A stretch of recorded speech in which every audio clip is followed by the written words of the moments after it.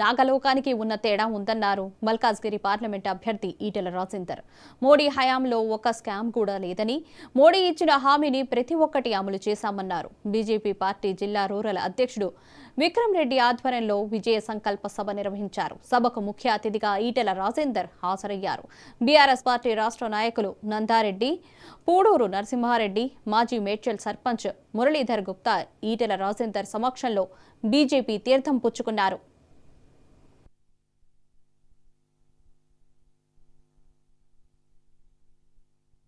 అసెంబ్లీలో మళ్ళీ 20 ఏళ్ళు మాదే అధికారం అని చెప్పిన పార్టీ అసెంబ్లీలో మాట్లాడితే మాలాంటి వాళ్ళు ఏదైనా ప్రశ్న వేస్తే మా గొంతులు నొక్కి మమ్మల్ని బయటికి పంపించిన పార్టీ.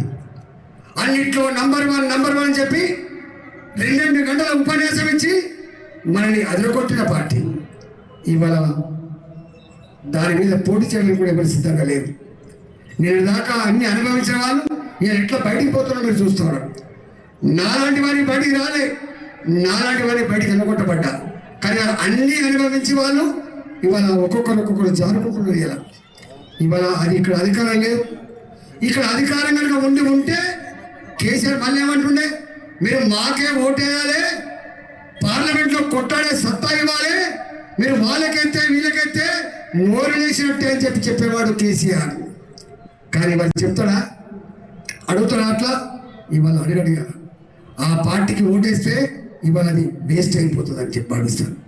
అందుకే మమకారం ఉంటే ఉండవచ్చు కాక, గత సంబంధం ఉంటే ఉండవచ్చు కాక, కానీ అక్కడ ఓటు వేస్తే అది చెల్లని ఓటుగా పోయే ప్రమాదం ఉంది, అర్థం లేని ఓటుగా పోయే ప్రమాదం ఉంది.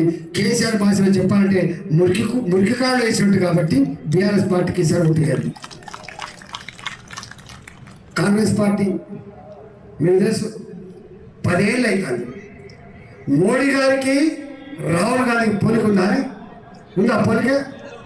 నక్కకు నాగలోకానికి ఉన్నంత తేడా.